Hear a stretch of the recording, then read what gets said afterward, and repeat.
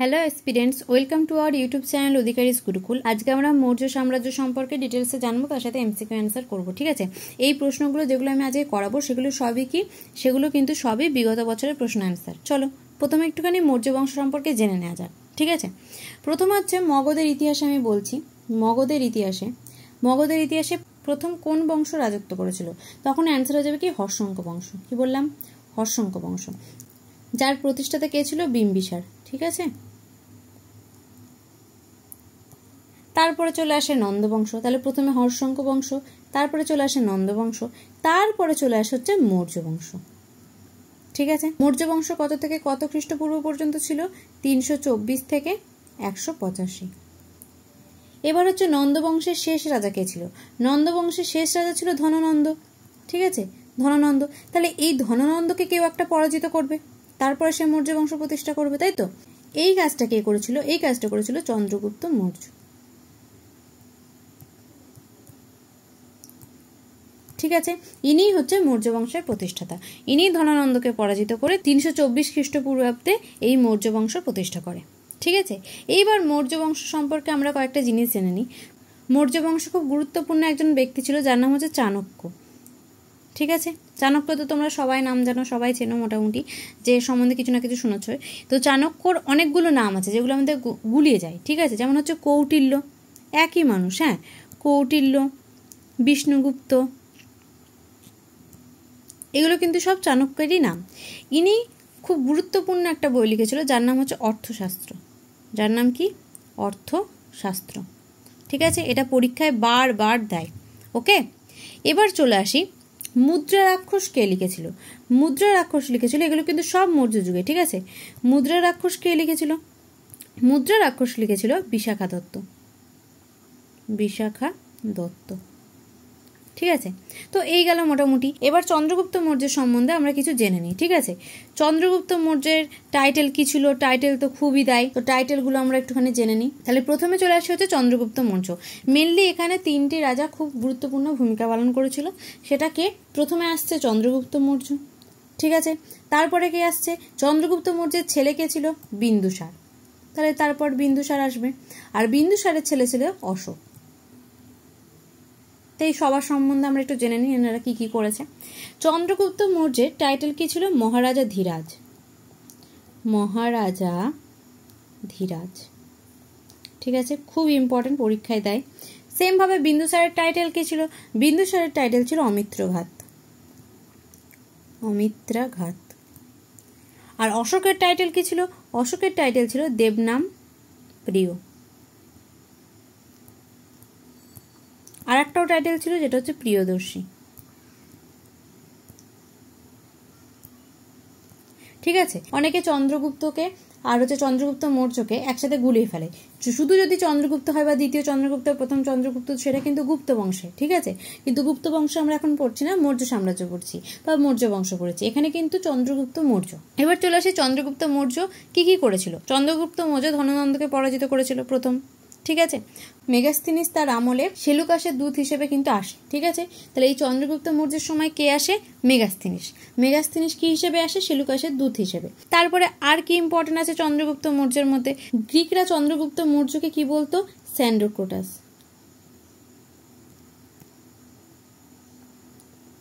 এটা গ্রিকরা বলতো এনাকে। চন্দ্রগুপ্ত মৌর্য জৈন ধর্ম কিন্তু গ্রহণ করেছিল। ঠিক আছে, তাহলে ইনি জৈন ধর্ম গ্রহণ করেছিল।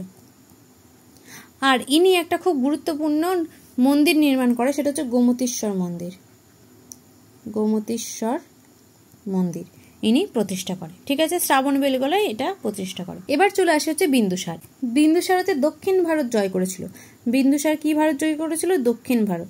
দক্ষিণ ভারত জয় করেছিল হচ্ছে বিন্দুসার। ঠিক আছে, বিন্দুসারের টাইটেল ছিল তো অমিত্রাঘাত, এটা তোমরা জানো। জৈন গ্রন্থে এই বিন্দুসারকে কি বলা হতো? সিংহসেনা বলা হতো। সিংহসেনা। সিংহসেনা বলা হতো। ঠিক আছে, আচ্ছা, আর একটা জিনিস এই বিন্দুসারের মধ্যে খুব ইম্পর্টেন্ট, সেটা হচ্ছে বিন্দুসার আজীবক সম্প্রদায়ের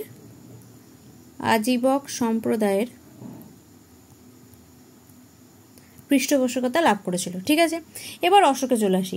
অশোকে খুব গুরুত্বপূর্ণ প্রশ্নগুলো দেয়, যেরকম অশোকের সিংহাসন আরোহণ কত সালে হয়েছিল বা কত খ্রিস্টপূর্বাব্দে হয়েছিল, তখন হয়ে যাবে 273-এ। ঠিক আছে, রাজ্যাভিষেক কবে হয়? 269-এ। ঠিক আছে, তারপরে অশোকের যে শিলালিপিগুলো রয়েছে সেগুলো কি ভাষায় লেখা? ব্রাহ্মী আর খরষ্টি লিপি। এটা খুব দেয় পরীক্ষায়, ব্রাহ্মী আর খরষ্টি ভাষায় লেখা। ঠিক আছে, খরষ্টি ভাষায় লেখা। আরেকটা জিনিস বলে দিই, চন্দ্রগুপ্ত মৌর্য কিন্তু জৈন ধর্মের পৃষ্ঠপোষকতা ছিল, তাই তো, মানে জৈন ধর্ম গ্রহণ করেছিল শেষ সময়। কিন্তু অশোক কি ধর্ম গ্রহণ করেছিল? বৌদ্ধ ধর্ম। ঠিক আছে, ইনি কিন্তু বৌদ্ধ ধর্ম গ্রহণ করেছিল। কার কাছ থেকে গ্রহণ করেছিল? উপগুপ্তের কাছ থেকে। কার কাছ থেকে বললাম? উপগুপ্তর কাছ থেকে। ঠিক আছে, বৌদ্ধ গুরু হচ্ছে উপগুপ্তর কাছ থেকে, তিনি হচ্ছে বৌদ্ধ ধর্মে দীক্ষা নিয়েছেন। অশোকের সম্বন্ধে আর কয়েকটা জিনিস বাকি আছে। দেখো, অশোক হচ্ছে যে মানব জাতির ধর্মগুরু, এই কথাটা কে বলেছিল? এই কথাটা বলেছিল ভিনসেন্ট স্মিথ। ঠিক আছে, এই অশোকের সময় হচ্ছে কলিঙ্গ যুদ্ধ হয়েছিল, এটা খুব দেয় পরীক্ষায়। কলিঙ্গ যুদ্ধের সালটা মেনলি দেয় 261। ঠিক আছে, 261 অব্দে বা 261 সালে হয়েছিল হচ্ছে যে কলিঙ্গ যুদ্ধ। ঠিক আছে, অশোকের পুত্র ছিল মহেন্দ্র আর অশোকের কন্যা ছিল হচ্ছে সংঘমিত্র। এদেরকে অশোক ধর্ম প্রচার করতে পারত। কিসের ধর্ম প্রচার? বৌদ্ধ ধর্ম প্রচার। ঠিক আছে, তাহলে অশোকের পুত্র মহেন্দ্র আর কন্যা সংঘমিত্রাকে তিনি কোথায় পাঠায়? সিংহলে পাঠায় ধর্ম প্রচারের জন্য। ওকে, এবার চলে আসি মৌর্য বংশের শেষ রাজা কে ছিল। ঠিক আছে, তখন হয়ে যাবে বৃহদ্রথ। ঠিক আছে, শুধু বৃহদ্রথ সম্পর্কে এটুকু জানলেই হবে, মৌর্য বংশের শেষ রাজা ছিল বৃহদ্রথ। আর একটা জিনিস বলে দিই যে অশোকের সময় পাটলিপুত্রতে তৃতীয় বৌদ্ধ সম্মেলন হয়েছিল। ঠিক আছে, যেটা হচ্ছে 250 অব্দে। তো এটুকু মোটামুটি জানলেই হবে। তাহলে এই গেল হচ্ছে যে আমাদের মৌর্য বংশের ইম্পর্টেন্ট কয়েকটা তথ্য। ঠিক আছে, এবার প্রশ্নে আসা যাক। দেখো, নন্দ রাজবংশের পরে মগধে কোন রাজবংশ রাজত্ব করেছিল? এক্ষুনি আমি অ্যান্সার বললাম কি হবে? মৌর্য, কুষাণ, শুঙ্গ নাকি গুপ্ত? এখানে অ্যান্সার হয়ে যাবে মৌর্য বংশ। ঠিক আছে, মৌর্য বংশের পর কি আসে? মৌর্য বংশের পর আসে শুঙ্গ বংশ, তারপরে আসে হচ্ছে কুষাণ, তারপরে আসে হচ্ছে গুপ্ত বংশ। ঠিক আছে, চলো নেক্সট প্রশ্ন। মৌর্য যুগের শিক্ষার বিখ্যাত কেন্দ্র ছিল কোনটি? তক্ষশিলা, নালন্দা, বলভী না উজ্জয়িনী? এখানে অ্যান্সার হয়ে যাবে তক্ষশিলা। মৌর্য যুগে ছিল তক্ষশিলা। আর নালন্দা ইউনিভার্সিটি কোন যুগে? গুপ্ত যুগে, তাই তো। এটা কে তৈরি করে? কুমারগুপ্ত। ওকে, চলো নেক্সট প্রশ্ন। মেগাস্তিনিস যার রাজত্বকালে ভারত আসে? অশোক, হর্ষবর্ধন, দ্বিতীয় চন্দ্রগুপ্ত নাকি চন্দ্রগুপ্ত মৌর্য? এখানে অ্যান্সার কি হয়ে যাবে? একটু আগেই পড়লাম, মেগাস্তিনিস কার রাজত্বকালে আসে? চন্দ্রগুপ্ত মৌর্য। ঠিক আছে, ইনি কি লিখেছিল? মেগাস্তিনিস লিখেছিল ইন্ডিকা। ইন্ডিকা গ্রন্থ লিখেছিল। ঠিক আছে, কত খ্রিস্টপূর্বাব্দে আসে? 305 খ্রিস্টপূর্বাব্দে আসে। ঠিক আছে, আচ্ছা, হর্ষবর্ধন হচ্ছে পুষ্যপতি বংশের রাজা আর দ্বিতীয় চন্দ্রগুপ্ত হচ্ছে যে গুপ্ত বংশের রাজা। চলো, আর অশোক আর চন্দ্রগুপ্ত মৌর্য তো হচ্ছে মৌর্য বংশেরই রাজা। ঠিক আছে, চলো নেক্সট প্রশ্ন। মৌর্য যুগে সবচেয়ে বেশি প্রচলিত মুদ্রার নাম কি? কাকিনী, সুবর্ণ, করজাপন নাকি নিষ্ক? এখানে অ্যান্সার হয়ে যাবে করজাপন। ওকে, মৌর্য যুগে গ্রামের শাসককে কি বলা হতো? গোপ বলা হতো। ঠিক আছে, আর মৌর্য শাসন ব্যবস্থায় যে জেলা শাসক ছিল, মানে জেলা শাসক তাদেরকে কি বলা হতো? স্থানিক। ঠিক আছে, চলো নেক্সট প্রশ্ন।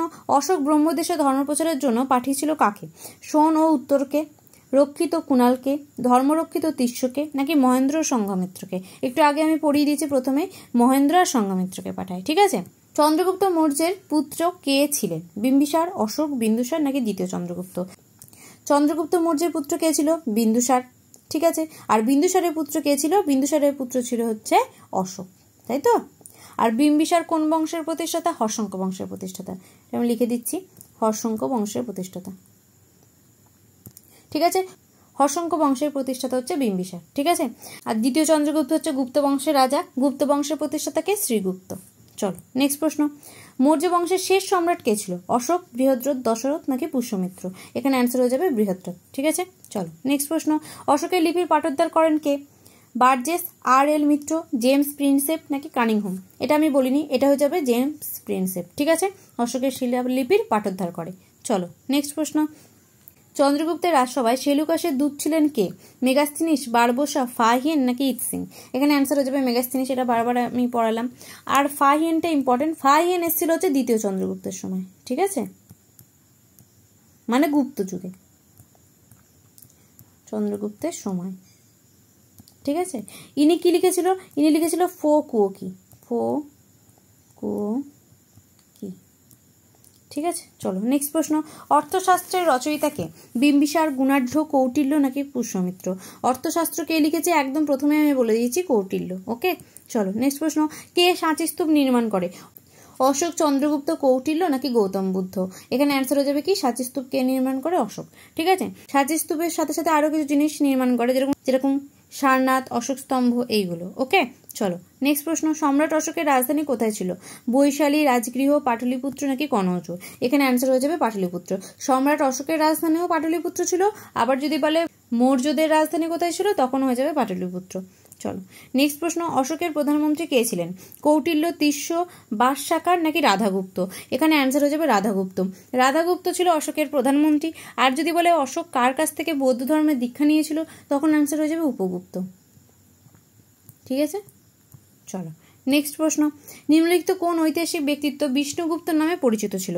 কালিদাস, চাণক্য, বিলহন নাকি পতঞ্জলি? এখানে অ্যান্সার কি হয়ে যাবে? এখানে অ্যান্সার হয়ে যাবে চাণক্য। চাণক্যর আর একটা নাম হচ্ছে বিষ্ণুগুপ্ত, আরও একটা নাম আছে যেটার নাম কি? কৌটিল্য। ওকে, চলো ইনি কি লিখেছিল? ইনি লিখেছিল হচ্ছে অর্থশাস্ত্র।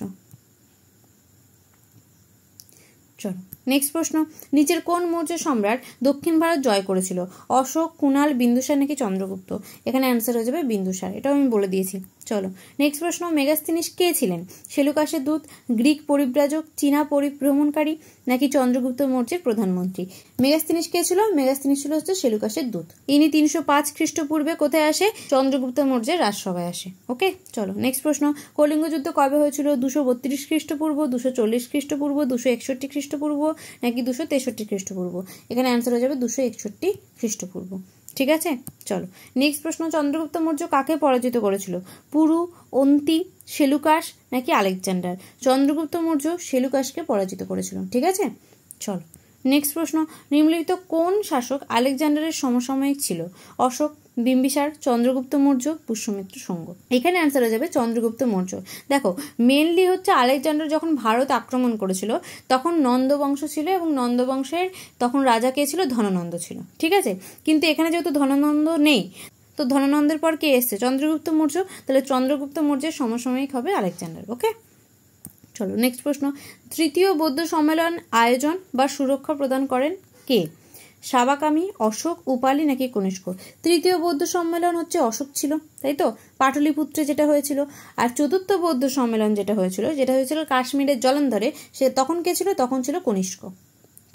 আচ্ছা, এবার 21 আর 22 নম্বর প্রশ্নটার অ্যান্সার তোমরা দেবে, ঠিক আছে, কমেন্ট বক্সে। চলো, অমিত্রাঘাত বা শত্রু হননকারী নামে পরিচিত কে ছিল? বিন্দুসার, বিম্বিসার, অশোক নাকি কালাশোক?